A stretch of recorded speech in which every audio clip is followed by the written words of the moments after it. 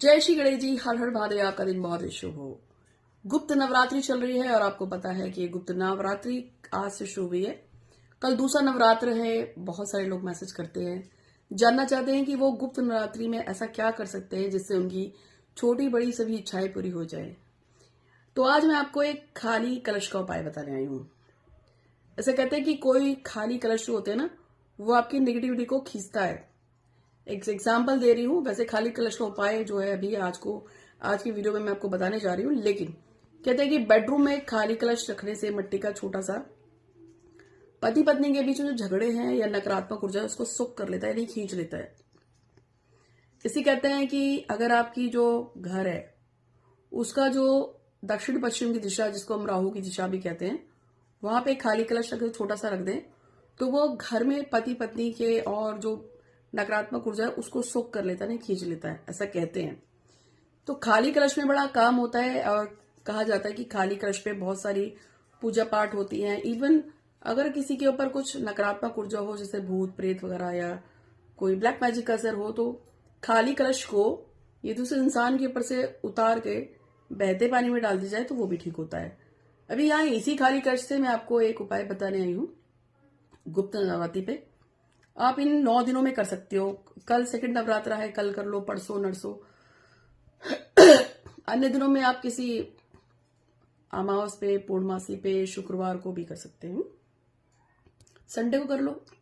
क्या करना है खाली कलश का? आपको सबसे पहले एक लाल रंग का कलश लेना है, मिट्टी का कलश लेंगे जो साफ सुथरा हो। उसको बढ़िया तरीके से जल से धो लेना, साफ सुफ करके चमका देना। जब वो चमक जाए, साफ हो जाए, तो आपको क्या करना है, उसमें पानी डालना है। एक पूरा ग्लास स्टील का और फिर आधा ग्लास, थोड़ा सा इतना पानी डालेंगे। और जब वो पानी उसमें डल जाएगा तो उसमें 2 लौंग के टुकड़े डालने हैं। टूटा नहीं होना चाहिए, साबुत लौंग 2 डाल देंगे। और एक नमक नमक का डला डालना है। इतना जो नमक आता है ना, उसका डला डाल देंगे। अब क्या करेंगे, उस पानी को सामने रखना है और उस पर थोड़ा धूप दिखानी है। थोड़ा दिया दिखाएंगे, थोड़ा धूप दिखाएंगे। उसके बाद उस कलश पे जो पानी है, जो नमक है, उसको क्या बोलना है? पानी जो है वो चंद्रमा है, शुक्र है। जो पानी का संबंध चंद्रमा से होता है, और चंद्रमा क्या है? स्त्री से संबंधित है, देवी से संबंधित है, माँ से संबंधित है, माता से संबंधित है। ठीक है। और जो नमक है वो जो है वो नकारात्मक ऊर्जा को काटता है, आपको पता है। मिट्टी का कलश जो लाल रंग का है वो मिट्टी मंगल होता है। लाल रंग सूर्य का होता है। तो ये सब उसको, और ये साल भी सूर्य का ही, आपको पता है। तो ये सब चीजों को बैलेंस करता है। अब आपकी कोई इच्छा जो है अधूरी है, तो आपको पहले संकल्प ले लेना है। मेरा नाम डैश है, मेरे पति या पिता का नाम डैश है, जाति स्थान गोत्र डैश है।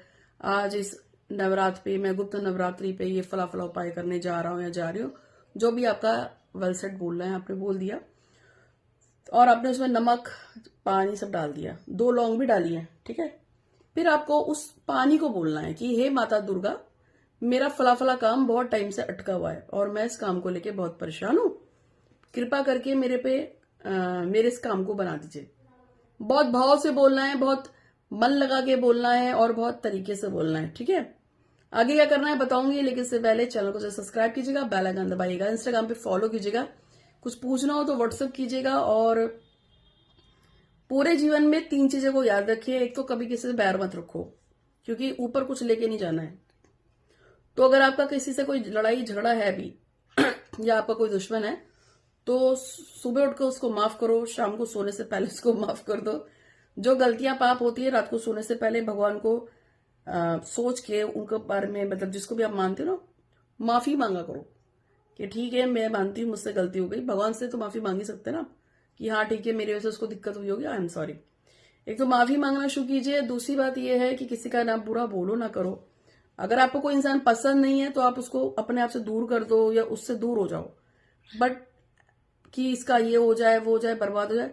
मेरे पास कोई भी क्लाइंट आता है जो मुझसे कहता है कि भाई इस इंसान ने मेरा जीना आराम कर रखा है, तो मैं उसको यही कहती हूँ कि आप गणेश जी से कहिए कि ये इंसान कहीं भी जाए, खुश रहे अपनी लाइफ में, शादी करे, आगे बढ़े, ना हो या इसका परिवार बने, जो हो उसके साथ अच्छा हो, बट मुझसे और मेरी लाइफ से और मेरे परिवार से दूर रहे। मुझे और किसी से कोई मतलब नहीं है।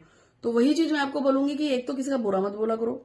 दूसरी बात है, यदि आपको कोई इंसान पसंद नहीं है तो आप बोलो कि भगवान कहीं जाए, खुश रहे, या इसके कर्मा के अनुसार जो उसके साथ होना अच्छा बुरा हो, बट मुझसे और मेरे परिवार से दूर रहे।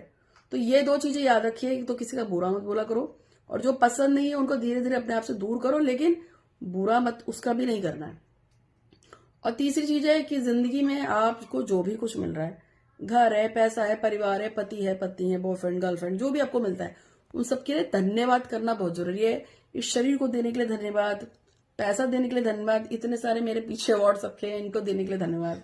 मेरा नाम क्या गया, एस्ट्रो डॉक्टर संध्या सक्सेना है, तो मैं साइकिल रीडर हूँ, उसके लिए धन्यवाद। गणेश जी की उपासक हूँ, उनकी जो मुझे आशीर्वाद मिला है उसके लिए धन्यवाद। यूनिवर्स में मैं लोगों की प्रार्थनाएं भेजती हूँ और वो पूरी हो जाती है, गणेश जी उसके लिए धन्यवाद। यानी कि इसी तरह से आपको भी धन्यवाद लगाना है। आपको जो शरीर मिला है, आत्मा मिली है, जो भी मिला है, इस शरीर के लिए धन्यवाद, खूबसूरती के लिए धन्यवाद, आवाज के लिए धन्यवाद, चाहे आप काले ही क्यों ना हो फिर भी धन्यवाद।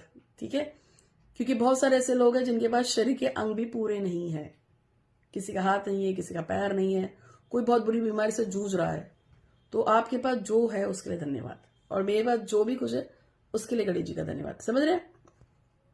तो ये बहुत जरूरी है, इस चीज को आप हमेशा याद रखिए। यदि आप किसी का बुरा नहीं करते हैं, आप भगवान को थैंक्स थैंक्स थैंक्स बार बार बोलते हैं, तो आपकी चीज लाइफ अपने आप पटरी पे आ जाएगी, कुछ बहुत बड़ा है। और किसी एक देवी या देवता की पूजा जरूर करनी चाहिए, चाहे आप गणेश को मानो, हनुमान को मानो, शिव को मानो, पार्वती जी को मानो, किसी को मानो, दुर्गा जी को मानो, एक देवता की पूजा जरूर करनी है। आप सोच लो, अब जैसे कि मेरे पीछे ये जो है ये अष्टविनायक की है, ये अष्टविनायक, क्योंकि मेरा विनायक में भरोसा है, तो ये अष्टविनायक है। पीछे आपको लाल रंग का छोटे छोटे दिख रहा है, ये अष्टविनायक है। और ये भी विनायक है, यानी गणेश जी, इधर भी विनायक है। तो ये आपकी डिपेंड है, आप किसको मानते हो। आप जिसको एक शक्ति को मानते हो उसको माना करो। तो आपने जो कलश लिया 108 बार आपको उस पर बोलना है कि दुर्गा माता मेरे जीवन में जो परेशानी है उसे खत्म कर दो। अब उसके ऊपर फिर लाल रंग का छोटा सा कपड़ा बांध देना। अब दो चीजें करनी है, या तो आप इसको चुपचाप किसी सुनसान जगह पे रख के आओगे, किसी पीपल या बरगद के नीचे रख के आओगे, या आप इसे किसी मंदिर में रख के आओगे, या इसे पानी में बहा दोगे। तीनों में से कोई एक काम कर सकते हैं। बस लाल रंग का कपड़ा लगाने से पहले आप उस पर अपनी इच्छा बोलना, ये दुर्गा माता मेरा यही काम है, बहुत टाइम से रुका पड़ा है, जैसे मेरे बच्चे की शादी नहीं हो रही है, या मेरी जॉब नहीं हो रही है, मैं फॉरेन नहीं जा पा रहा हूँ, या मेरी गवर्नमेंट जॉब नहीं लग पा रही है, या मेरी शादी नहीं हो पा रही है, जो आपका काम हो, या तलाक नहीं हो पा रहा है, ये नहीं हो पा रहा, वो नहीं हो पा रहा, आपकी जो इच्छा हो ना उसी को बोलना है। ठीक है, और चैनल को फिर से बोलिए, गणेश जी में अगर आप भरोसा रखते हैं तो उनके लिए सही, चैनल को सब्सक्राइब कीजिएगा, बहुत सारे लोगों को शेयर कीजिएगा, जिसको भी अपनी इच्छा पूरी करनी हो इस वीडियो को देख के कर ले। और जब भी आप मेरा कोई उपाय करते हैं तो खाली मत किया करो, 1-8 रुपए मंदिर में चढ़ा दिया करो, वो बहुत जरूरी होता है, क्योंकि किसी की भी दक्षिणा नहीं रखनी चाहिए। अगर आप चाहे तो मेरे अकाउंट में भी डाल सकते हैं। तो उम्मीद है कि आपको वीडियो पसंद आया होगा, अच्छा लगा तो दोस्तों के साथ जरूर शेयर कीजिएगा। आज के लिए इतना ही, आपका दिन शुभ हो। हर हर महादेव, धन्यवाद।